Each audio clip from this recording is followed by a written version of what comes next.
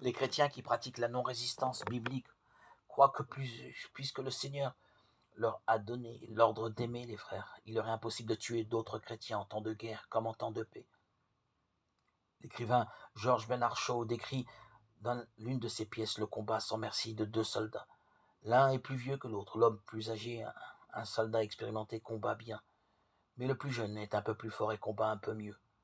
De temps en temps, au cours du combat, le jeune homme entreaperçoit le visage de son adversaire qui ne lui semble pas inconnu, mais il n'a pas le temps de s'assurer de qui il s'agit.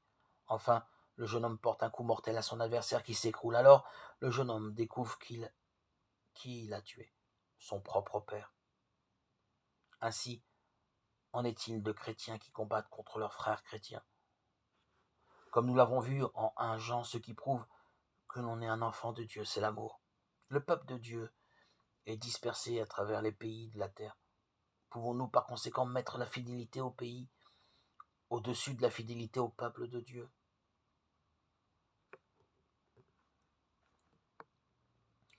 Puis-je, en tant que citoyen français, placer ma fidélité à mon pays au-dessus de celle que je dois au Christ et à son Église?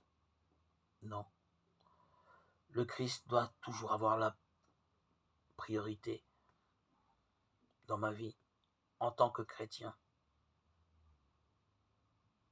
L'esprit patriotique perd toute sa valeur.